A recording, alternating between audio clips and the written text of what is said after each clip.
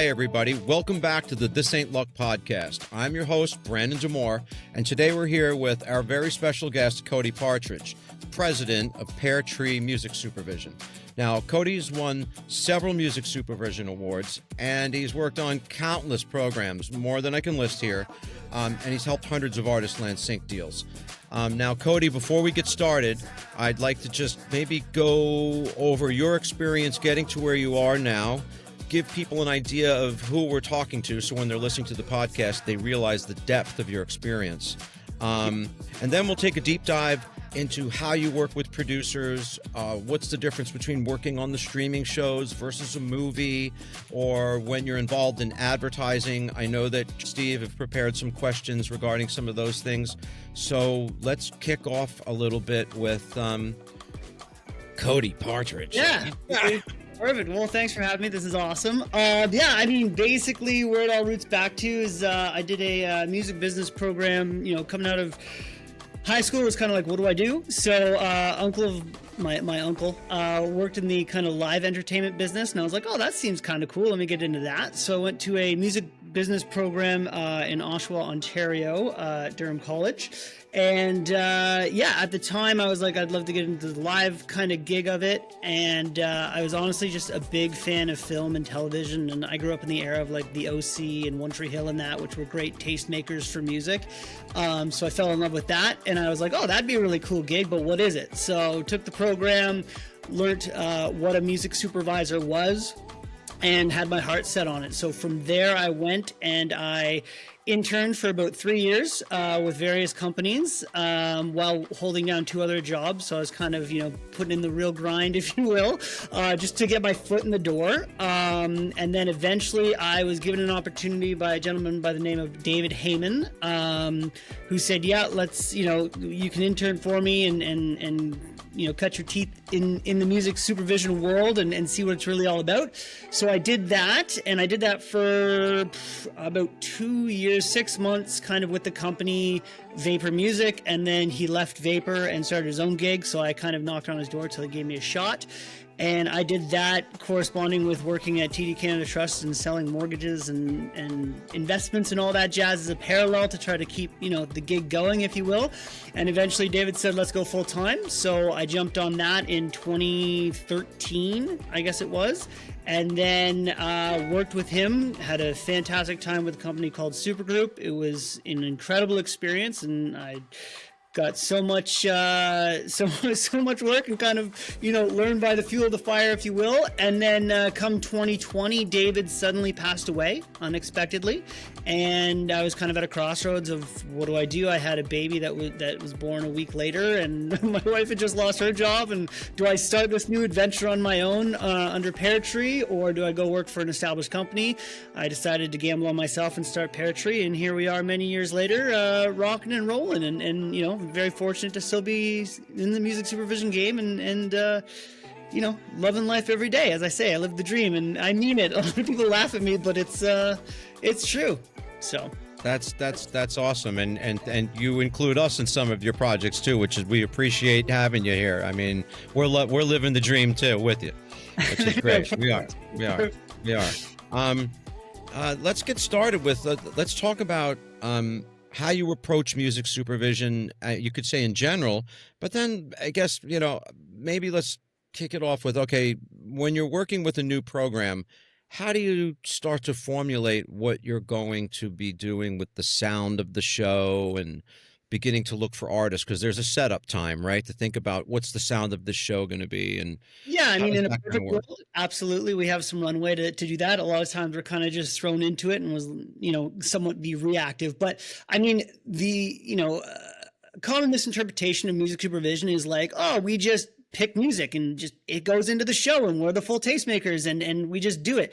That's really not what the gig of music supervision is. It's a lot more admin heavy. It's a really, really heavy in networking and being able to kind of pull the deals and make things happen for budgets. Budgets is such a big line item in our world that's overlooked from the masses, if you will. But once you get into it, really, the budget is the one that talks. But realistically, it's also a very collaborative process. We work with a team, production team, whether it be producers, directors, showrunners, whatever it may be. And if you want to think of it in a literal sense, like, we are a part of the team, so we help their vision to come true, right? These producers, these directors, they've had this project on their plate, nothing but for X amount of time. This is their dream. This is their vision. We're there to help support their vision to the best of our abilities. So when working on a project, it really comes down to budget. What do we have for the music and how we're building the soundscape? If it's unlimited, well, then we can kind of reach for the stars and do whatever. If it's limited, maybe we're replacing, our job is to replace established artists or temp tracks, that we call it, stuff that, producer, director, whatever, have put into the script, put into the cuts, whatever it be, that they just simply can't afford. Okay, let's be the creative solution. Let's find alternate ideas that are in a similar vein. And that job's kind of hard too, right? How do I match this piece of music, right? Yeah, that's really a lot of what supervision really is kind of, okay, we can't get artist X. Let's find a great solution that works for budget, that sonically gives me a similar emotion, but maybe it's not that, billion stream song. And it's something that we can, give an opportunity to an aspiring artist, somebody new on the scene who hasn't had an opportunity for a sync. So the budget aligns with kind of that experience. However, we can now propel them. Like, I know I've worked on a handful of shows that I've gotten feedback from, labels, publishers, sync reps, artists themselves saying like, hey, I got on that show and my Spotify streams jumped 600%. Right. So like, there's a lot of impact to landing, your music on a show or in a film, especially if they're have some notoriety or, are a success. Then people are sitting there, they're Shazamming, they're, listening, they're using these new projects, as I did back in the day with the OC and One Tree Hill, as tastemakers. They're finding and discovering music through television and film, sometimes advertisements. So really, to go back to answer your question, it's very much a collaborative approach. Usually productions come with an idea of what they're looking at. I've had a handful of experiences where they're like, I don't know, we need music for the film. What do you think? But usually it's, hey, we want this music for the film, but we can't quite afford it and we know we can't, or can you get us a quote? Okay, yes, we can't afford it. Let's pivot and utilize an independent artist in that spot and how we can make that work sonically to still give us the same emotions, to still invoke those same feelings, but it doesn't have to be that huge upper echelon artist.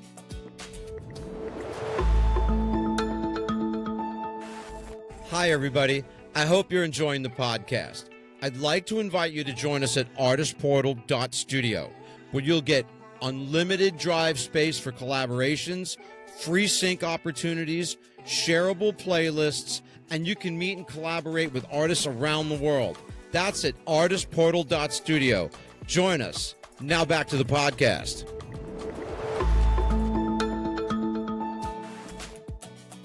When you're presented with that problem or that task to do, sure. I mean, maybe it varies, but how many songs do you generally go through? Like, if you're looking to replace a song that maybe I have to get this vibe perfect, are you looking at 10,000, 100, 500? I mean... Yeah, I mean, so I'm not limited to, like, I don't work with a roster specifically. So I can look anywhere and everywhere under the sun, right? Usually what I do is I've, met independent artists through conferences. I've, or just in like everyday experiences, whatever, people reach out to me and I do it. I work with a couple programs that kind of feed me new independent artists that I sit down and have one-on-one coaching sessions with. So that introduces me to music. I have these relationships that I've built over the years, with yourselves, for example. And what I do is I send out what's called a brief on a lot of projects. So what that would be is like, hey, we need to replace song A. Okay, here's what we like about song A. Here's the budget we have. Do you have anything that you feel could replicate or replace this track that we're trying to find an alternate for? Because, I'm a strong believer that nobody knows somebody's catalog better than the people who own the catalog. So I rely on those relationships to help also funnel me music. So, if I'm looking for one song, it's not unheard of to have, 800 songs pitched to me by various parties. Plus I've done my own research and pull in, 300 songs or whatever it is, put it in a big playlist, listen through all of them, find the points of the reference track that I feel are important or I've discussed with production that are the important pieces that they're looking to hit. Then I go through and I just kind of cycle through all those songs. I may be shortlisted to 10, 15, 20 tracks that I then send to production. We have a conversation about. So it's not overwhelming for them, but it's also not me saying, you pick this song, this is the song you need to have, because nobody likes to be told what to do. So I always make sure that they play in a sandbox as well, but it's a more limited sandbox. And what that I find does as well is that gets them emotionally invested in the music, because now they're feeling that they're choosing. Because, as I always say as well, everybody wants to be the cool kid at the party, right? Everybody loves to pick the music. It's fun. It's cool. It's why a lot of us music supervisors got into the gig. What I'm doing is sharing that enjoyment with production by limiting them to say, here's 20 options that'll work for budget. It's in a similar vein to your reference. Do you like any of these? And it could be as simple as, no, none of these are hitting the way that I want. Okay, cool. I go back to my 780 songs that are left and I make a round two, and we go and we do the same discussion until we land on something. This works. Sometimes it happens in that first pitch. They're like, great, we love song A and B. How much are they? Okay, cool. We'll make the creative choice in the mix. Sometimes it's like, let's go to round 9. Let's go to round 10. I had one that did 12 rounds, and then he's like, just send me everything you got. So I was like, great, here's 800 or 1,000 songs. He's like, cool, we want this one. And it was the song from the very first pitch I sent. And I was like, why? Well, and you didn't even say anything, right? You're just like, cool, man. Head scratcher. And like, that's my big thing too with music supervision. And that is like, I personally look at it as like, check the ego at the door. Like, I'm there to help the production. So even if I think a song is absolutely perfect, I don't make that final call. I'm there to support production and help their vision come true, as I kind of said in the opening of this. And in order to do that, you got to check your ego, because it's like, I have my taste, they have their taste. If they go with something, okay, wholeheartedly support it. Or if it takes 9 rounds and they go to the first one, I can't be mad. That's just part of the gig. It's like, okay, cool. Let's carry on. And that's just the life of a supervisor. Cody, Cody, you mentioned one. something. We can say that it's worth it for people to go to conferences and meet with people like you. Because when they make that personal connection with a person, which I think is super important, we all talk like this all the time and we're all online and everything. But there's something when if you maybe see that person perform at the conference or you meet with them and you kind of feel like, I kind of know this person and I should give them a shot, right? That's I've had a ton of placements that way. Absolutely. Like I'm very big in going down to the East Coast of Canada on ECMAs. I can't tell you how many placements I've gotten out of that. I've been fortunate to do Breakout West in Canada as well. Same thing. We got West Coast artists in there. Folk Music Ontario, I've done that. Like, I can list tons where it's like, I've gone to these conferences. I've met them face to face. I've done the one-on-one speed dating sessions where you have 10 minutes to pitch yourself and that. And we've landed gigs, right? I've done panels where I talked virtually and people have asked questions and engaged. I've gone to schools where I've spoken to schools and aspiring artists or industry professionals are in those classes and they come up to me and they get out of their comfort zone.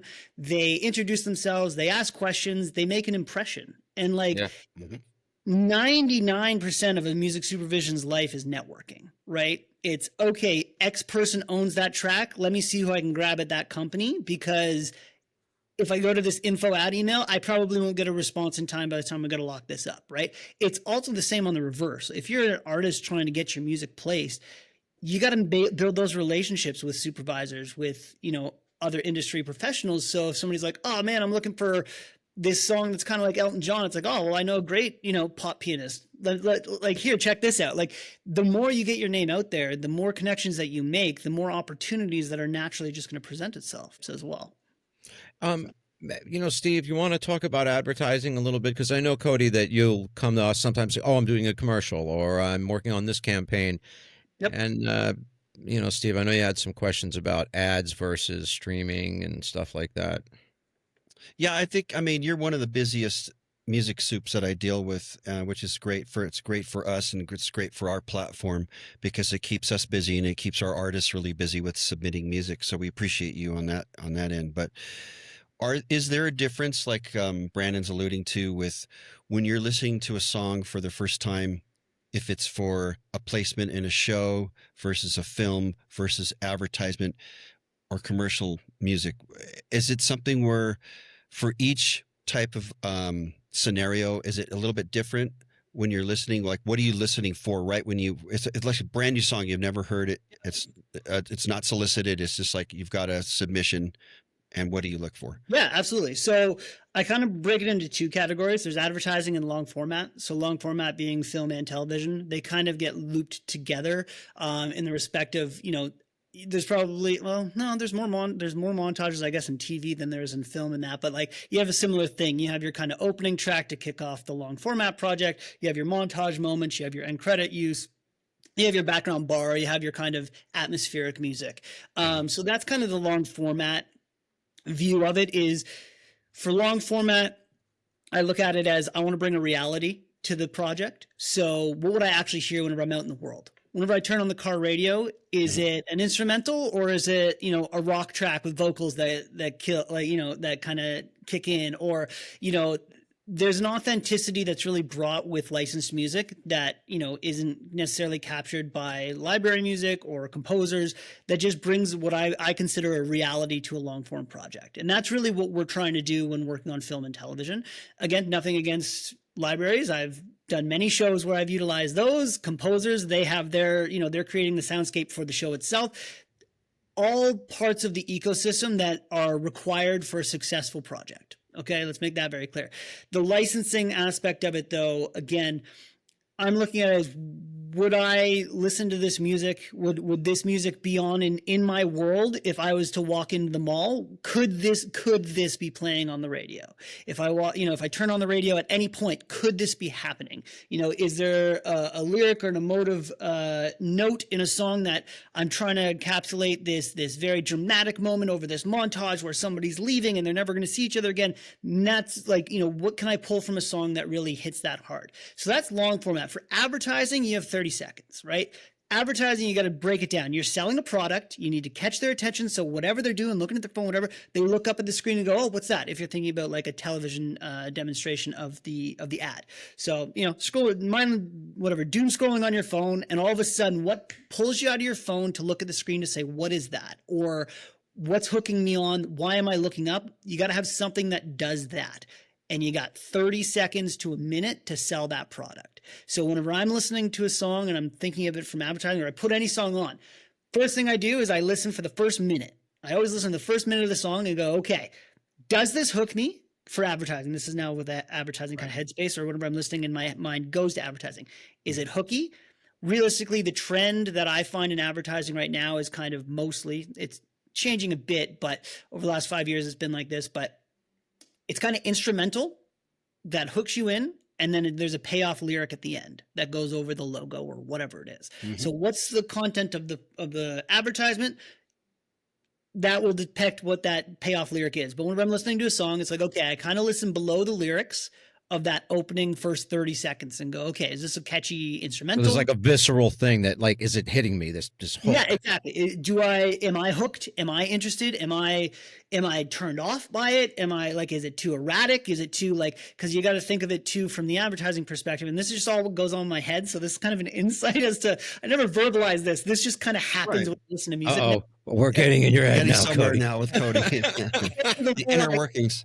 My whole love of film and how that's changed, but in a good, okay, we'll talk about that, but it's kind of like from this gig, but yeah, so basically whenever I hear a song, my mind starts doing this like instantly without me even thinking about it, but it's kind of, okay, what's happening instrumentally with the track for the first 30 seconds or so. Okay, cool. Then I wait, and whenever I feel it, I don't even have to have the timer or the cut down. I can now kind of vibe 30 seconds, 45, and 60 and say, okay, is there a payoff lyric that's hooky, that has a point, that's quick, that's, okay, cool. There's your moment, right? Okay. And that's what I look for advertising. It's like, okay, around the 30-second mark, yeah, it says like, we are family or whatever it might be. And it's like, okay, cool. If I'm doing a spot where it's about family, there's your payoff lyric. Instrumental's interesting. Great. We're done. Well, that could work for ads, right? But if it's kind of drawn out and like the chorus doesn't hit till like I don't know, a minute 30. I'm like, okay, that's a little long. We could shorten it, but it just naturally doesn't flow like that. You know, the editors are all magicians who work on both long format and advertising, and how they make every point hit and you know, edit a track to make it fit perfectly. They're magicians. There's nothing to take away from that. They are the real unsung superheroes of kind of, you know, placements, if you will. But Right, they could take that boring intro of yours and make it like null. They could take it down to a minute 30, down to 7 seconds, and boom, you're at the hook. Boom, there it is, and there I am. You know what I mean? In 7 seconds. They're tremendous. Every editor I work with is phenomenal. But that's really how I listen to music versus, you know, for long format versus advertising. Is advertising, I pay attention for 30 seconds and be like, okay, has this hooked me? No. Okay, now I transition my focus onto, okay, if I were to use 2 minutes of this song, would that work better than this 30 seconds? Again, the advertising world is a little bit differently, and everything needs to be just that echelon better. Not saying that like you can't, but like you get away with a bit of a rougher production on a long format because maybe it's a grittier scene and it works for that scene. Advertising is very polished in my experience. And again, this changes from product to product as well. Like, let's make that very clear, is all of that I'm saying is kind of a generalization. But I do find that when pitching to productions for advertising for clients, it's like that production has a lot more weight of importance than necessarily for a long format project. Excellent. Right, because you're talking about sheen and appeal as opposed to mood. You got 30 seconds to sell a product. You got to keep it clean. You got to keep it concise. You got to keep it intriguing. You got to, you know, you got 30 seconds to sell a project or a product. So think of like just that. To me, that sums it up. If you want it to be gritty and that's cool, you want to sell this product to the masses. What's the biggest mass appeal? You know, some may want to be edgier than others on their advertising, and maybe that's their approach, is, you know, they're going with something that no other company in their field is going with to advertising. It sets them apart, right? But even to that extent, very rarely will it be something very experimental or weird or wacky that people are like, the heck is this? Because they don't want that response. They want like, oh, what is this? They don't want, what the heck is this, right? They don't want like, it's a different headspace on kind of the music they want to utilize. So that's kind of my perspective on the advertising world. Speaking about what the heck is this? Covers. Right. Yeah. So covers, because that's sort of a what the heck is this thing where you wind up with these covers. Like we've just did some with Warner Brothers. Yes. And we did some really good recreations. And great. and right, there's some pretty good ones in there, man. Absolutely. Right. And that I think has a what the heck is this thing going on, because you hear the song, you're like, wow, that's my favorite song, but what a cool version. So does that come up? Or where do covers fit in? Also, you know, we could talk about with advertising and with theatrical, where do covers fit into the play? Yeah, I mean, covers definitely took a resurgence in the long format with like Bridgerton, for example, where they did all those really wicked covers on kind of little elements in that. Hard to nail, man. Oh, string quartet. Such a phenomenal job. And it really became that resonance of like, wow, that's a really cool approach on how to utilize tracks, right? The other thing is budgetary reasons. You know, it's usually cheaper to have somebody cover a song than use the original recording of it, because they're not that mega artist, right? So there's that as well, that there's that element that plays into it. There's reimagining tracks. So, okay, we want this rock song, but we want it totally slowed down on a piano. Okay, that's a really cool interpretation of the track. That works so much better for the vibe and the lyrics that we love from the original. Or you have that, whoa, this is a cool moment. You get those kind of wow moments with established music that you don't get from using the original recordings, right? And so it's a very interesting creative approach for sure, both in long format and advertising. It really does help with budgets. So that definitely helps for the advertising world, where you're paying X amount for the publishing, and then you go and you get the cover for a lesser amount because it's not that established artist. Now you have the new creative interest of it. You're saving a little bit of money, and you're getting the recognizable atmosphere of the track. Right. There's a lot of benefits if you can nail it right. Absolutely. There's on both sides of the coin. Well, I mean, then you can look at it both sides of the coin. Lots of benefits that I just listed out, but it's not that original, right? And that's also where covers can be difficult. It's not that original. You know what I mean? Like it's not. Again, I just go back to it, but it's not Elton John's Tiny Dancer. Right. But in the same breath, there's some really cool versions of Tiny Dancer. I remember a couple years ago, there was a Kraft commercial where somebody covered Tiny Dancer, and it was one of my favorite commercial spots of the year because I was like, that is such a cool, great version of it. So I don't know. It has its benefits for sure. It's just which way is the client looking at it? Are they like, no, I want Elton John? Or they're like, no, I'm open. I love the song, but I'm open to different, reimagining versions of it. And it's like, great, here you go. Or in the same breath, there's some artists that you cannot clear those masters. They will not license the original versions, and you're forced to do covers. Right. So then that you want good quality covers, whether it's, reimagined or similar to the original. You can don't step on the toes of the original and try to emulate the original, but doing it in your own way of like, oh, that's kind of just comes to mind Beatles-esque, but the original masters are very difficult to clear. That's just, I think anybody knows that or can imagine that. So yeah. In your sort of massive record collection or song collection, how many of the tracks in there do you sort of keep, like how you just mentioned that cover of the Elton John track, you still remember it. It's still stuck in your head. Absolutely. How many tracks are in like, how you go through the 700 for the movie?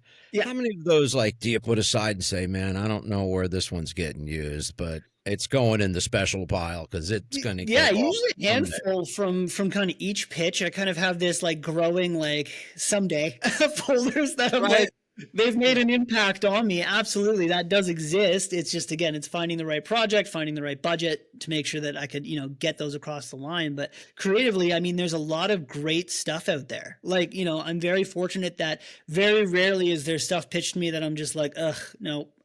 Usually it's like, oh, this all has, everybody knows what they're doing with their catalog and everybody's well aware of kind of what's going on. And, 99% of the time, the pitches I get in for a brief are on point. They're not you get the odd curveball, but I'm like, oh, that's interesting. I see why they pitched a curveball because it's good. It just may not work for this project, but it's something that's totally off brief that they pitched to me. And I'm like, great, I'll square that away for later because this is some good stuff. So speaking of pitching, when there's a proper way to approach someone like you if you're an artist. There's a way to do it, which can be, annoying and wrong, and there's a way to do it. The right way is what? How does an artist approach Cody at a show and say, just so if anybody gets fortunate enough to see you and say, there he is, I'm going over. I mean, I'm a very open person. If I'm at an event, I'm there to network. I'm there to chat. So it's not like I'm closed off and again. And who knows? Whenever emailing me music and that, trust the system. That's the advice I would give. Shoot me something in a quick blurb. Don't write me a novel, to be honest with you. I don't have time to read the novel. Give me a link to downloadable MP3s because that's what I ingest. That's what I utilize. I can't utilize streaming links because I can't pitch those to productions, right? So give me downloadable MP3s. Right. Make sure that the link doesn't expire whenever you're sending it to me. Don't utilize something that expires after 3 weeks or a year because if I'm revisiting the email and the link is dead, I'm just going to move on. That's just totally transparent with you. I don't have time to hit you up and say, hey, what did you have in this playlist from October 2023? I don't have time. Right. So, and it's not an ego thing. It's just, I literally just don't have time.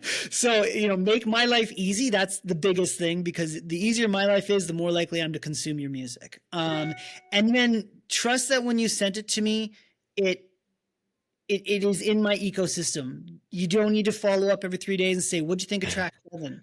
How's track 7? What'd you think of track 7? There's a couple threads where it's I have 6 emails in response in 2 weeks of hey, just wanted to see if you listen to my music. Did you listen to my music? What'd you think of track 7? I can't give reviews on every music because I literally get probably 100 to 120 pitch emails a day of people pitching music. So it's I will ingest it. I have my system. If you do everything right and whenever you're emailing me, you tag artists that you're similar to, inspired by, have an ounce of similar style to, genres, et cetera, et cetera. If you put that all in the bottom of the email, I always say like click enter a couple times or go below your signature line to give me that information. I can refine it if I'm going to replace Elton John's Tiny Dancer. And I type Elton John into my email, use it as a search engine. If you put Elton John in your email will pop up. I will click on your link. I will download the music then, and I will do the discovery process at that point. But if I don't need Elton John for 6 months, I may not revisit your email for 6 months. That's just the nature of the business as things keep rolling around. So that's my advice to people pitching me.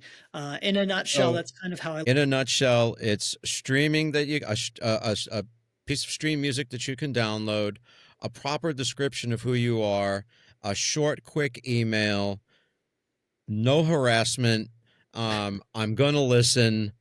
And list as you can of notable artists, so I can find it whenever I'm trying to replace something. Which brings up another thing too. So now you download this file. You want the metadata to be proper. You have any specifics with that? What about the metadata? Yeah, metadata is very important.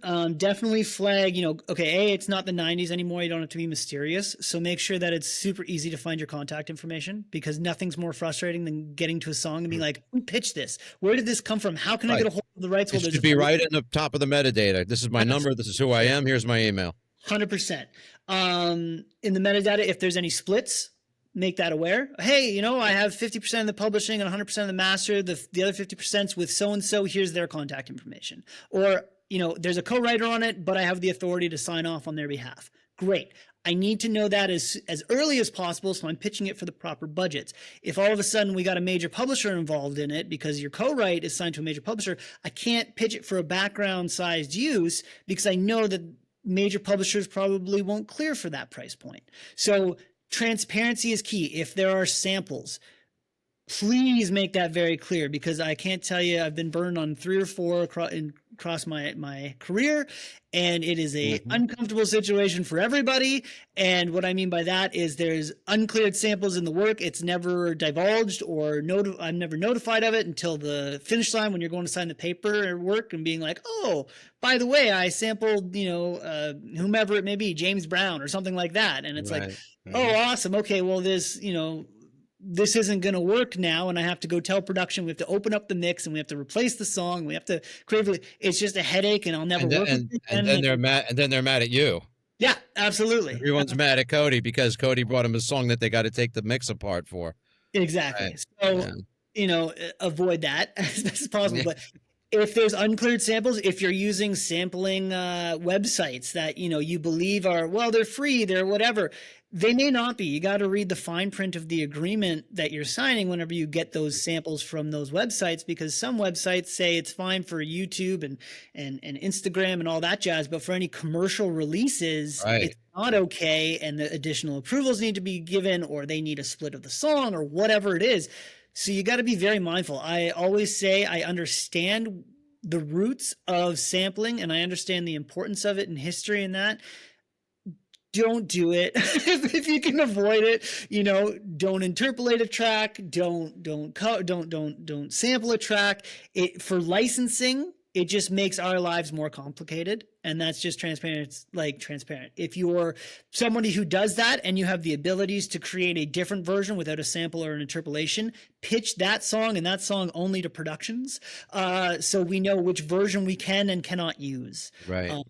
That's just kind of my gripe on sampling. It's just, it makes our lives incredibly difficult. And I would say 90% of the songs that have samples in them cannot be licensed or do not get licensed because of that complication. I know it's the same story going on here. So now we're talking about samples and gripes with derivative things. Yes. There's a new problem we all have to deal with. AI, right? AI. So how does it go over at Pear Tree with AI in your life? I mean, how do you feel? Because there's combinations, right? There's the singer's AI, the singer's not AI, the whole track is AI. We're very early in the stages of AI. Ownership is still a big question as to who actually owns the track that's created by AI, right? I think in the future, as things develop and as precedents get set with ownership and tools are utilized in different manners and properly, AI could be very much become a benefit for musicians and for people in the music world, licensing world, etc. Even just some of the admin stuff. I think eventually we could use it as a great tool. I think in the present moment, there's too many question marks for me to accept anything with AI. Yes. For me to take any AI on, because, okay, you prompt it. Do you own it because you said the prompt? Does the software own it because they created it? Where did they pull those derivatives from, or those inspirations from? It had to come from somewhere. That's the biggest part. Right? So it's almost like samples like on microscopic. Absolutely. So there's too many question marks around AI for me currently to say, yeah, I'll license an AI track.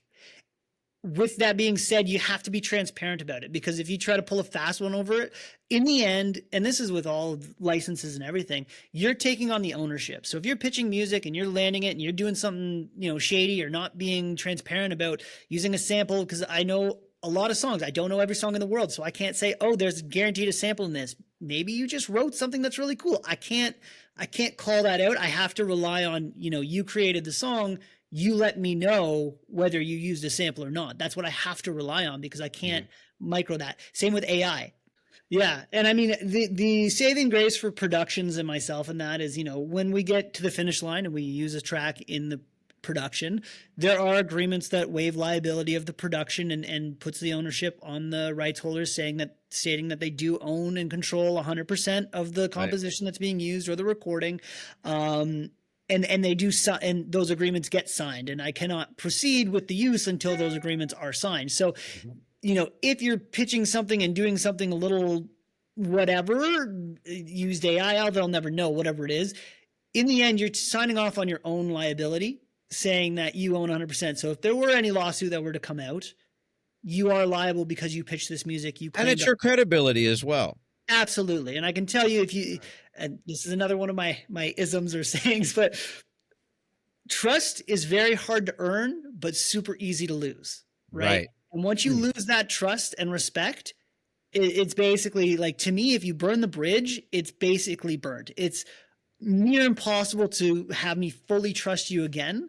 So, and supervisors talk, right? So it's like, if you burn a bridge with one supervisor because something like this goes south, your licensing opportunities may start to dwindle even faster, right? Because you get a reputation, and you got to protect that. That's what you have in this industry, is a reputation.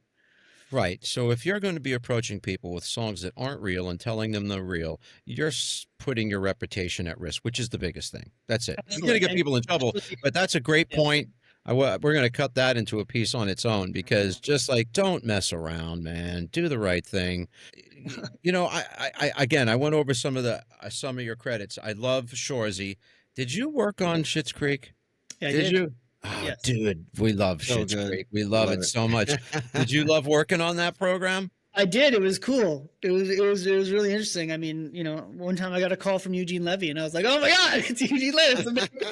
Is Eugene Levy the producer? Is Eugene Levy the producer of the show? Yeah, he was one of the executive producers. Eugene Levy calls you up, and why is he's talking about a song that you're using? Or? It was a song. It was a situation we were getting handled with kind of a song not quite approving, and him being like, "What's going on?" And we, had a chat, and we ended up connecting him with the artist directly, because that was kind of the holdup, and we got the song pushed across, and it was great, and it was a notable artist, and it worked out that they connected in that. But like I said, it was really cool when the phone rang, and I was like I grew up on the American Pie era, right? So it's like, he's America's dad, like he's, what I mean? So it was a very cool moment. So yeah. So Eugene was able to help you sway the deal. He was. He's the reason we got the one track approved. Because he's so lovable. He called the artist, and they're like, "Oh my!" The artist probably felt like you felt.